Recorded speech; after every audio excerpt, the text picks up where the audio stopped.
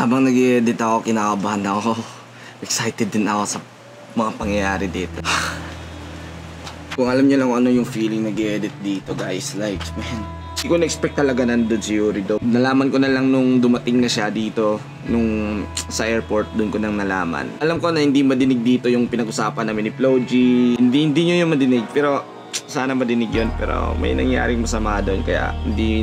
Malaman nyo sa vlog eh, kasi ito yung behind the edit ng vlog ko, kasi gusto ko din record yung reaction ko habang nag-edit tayo dito, guys. Dahil isipin nyo, 2 oras lang tulog ko, nakauwi kami ng 1, nakatulog ako ng 3, gumising ako ng 5. Grabe yun, hindi pa ako nakakita over, guys. Yung hype, yung kilig, andito pa din. Pusing ko tong edit na to. Napansin ko din, ang pangit pala ng buhok ko dito, no? Sobrang busy kasi, guys. Isipin nyo, guys, alam nyo naman siguro kung nakasubaybay ka sa vlog, ito yung pinaka-stress na month ko. And nabawi dito dahil ito din ang pinaka-masaya sa buong buhay ko na nangyayari. Nabawi din. Guys, si Yuri Dope yung unang bababa, guys. Hindi ko napansin si Yuri Dope na bababa na pala kasi nakapokus ako kay Flo G. Like, kumay si Flo G, guys. Hindi Flo G. Yuri Dope! Idol, pa-autograph ako! Tangin!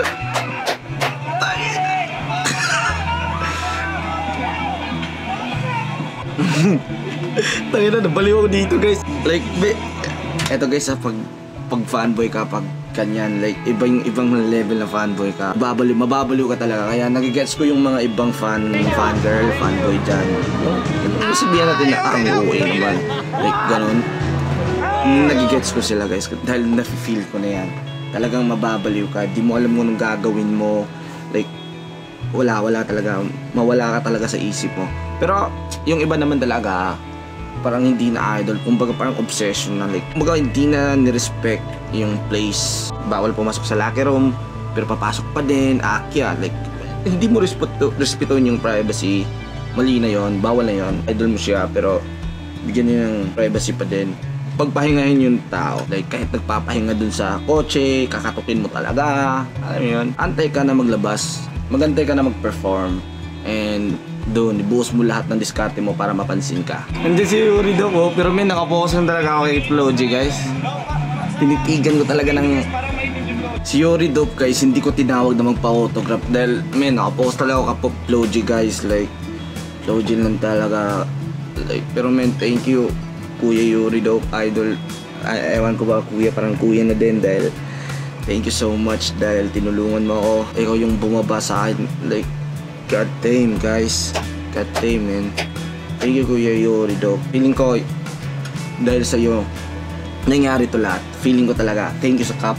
Like, man, thank you so much. Nakausap kita sa chat, okay na yun. Nakausap kita sa personal, sobrang okay yun. Jackpot na. Like, man, ang sarap sa feeling na na-notice ka, binaba ka, alam niya kung sino ka. Like, alam mo yun? Wow! Binaba! Guys, yes, ang awkward ko dun, like, ang pangit ng sinabi ko dun, guys. Kasi, hindi ako nakapag-ready, hindi ako nakapag-register kung ano yung gusto ko sabihin. Dahil, hindi ko nakita na lumapit na siya. Like, sinabihan lang ako ni GR na, "Jar, si Yuri Dope." Like, pagtingin ko, wow, bababa na pala. Like, man, nagulat na lang ako dun. Like, oh shit, man. Oh shit, di ako napaganda. Sabi ko, Yuri Dope, nakita na kita. Sabi niya, kailan? Ngayon. Pangit, ang pangit. Nakita na tayo, idol! Saan? Wala, ngayon lang. Puta. Oh, thank you. Gusto ko pang mag-bless. Like, gusto ko mag... Thank you! Sa kanya to! Thank you! Napanood niyo daw ako. Like, ang sarap. Ang sarap. Lagi ako nagre-react sa mga video niyo eh. Napapanood ko kayo. Ay, thank you! Tangin na, guys, sobrang loading talaga ng isip ko dyan. Like, wala ako sa saktong isip. Until now, wala pa din. Ewan ko ba? Kakabaliw pala yung ganun, no? Yes, nandito na ako sa part, guys, na pinahubad daw ni Yuri Dope. Like, man. Bo, dalaw ni mo dito? Ay, gusto ko pa. Pa-picture daw siya. Ano? Uboy mo, barin mo. Baka Buwan dito na, balik. buwan.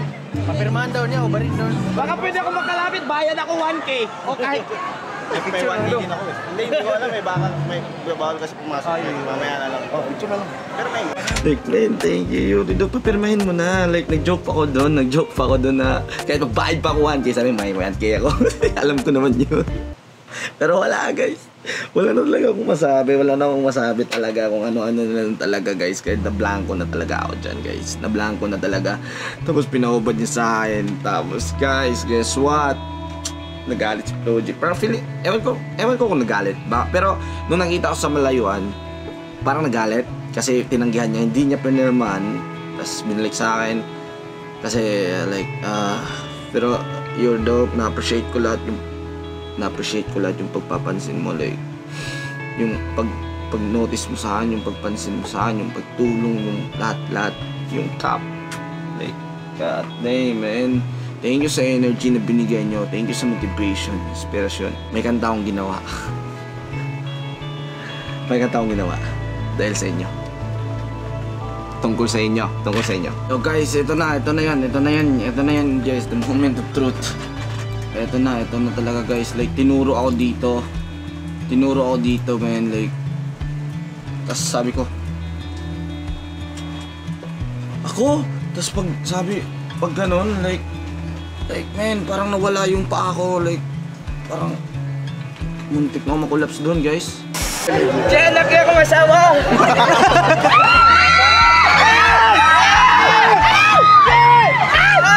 Okay, sunod na lang! Ikaw na daw! Isa lang daw! Iyak na yan!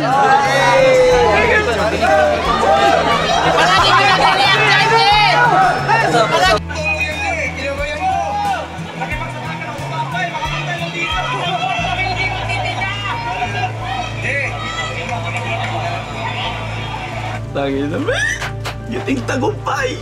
Buti narinig.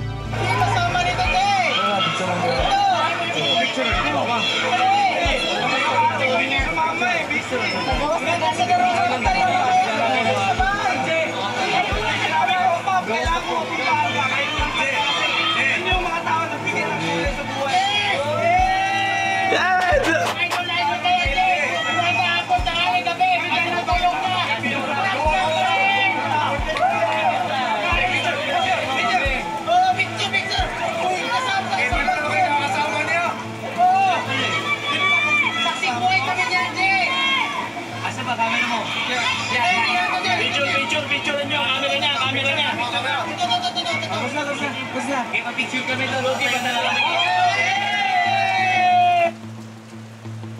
Tangin na guys, man. Pero ito yun guys, nagpa-shoutout ako, problema na slow mo. Pero guys, ganun talaga. Walang happy, walang perfect na masaya. Ganun talaga yun. Kaya always understand that. Walang perfect na masaya. Kaya always kang masaya dapat.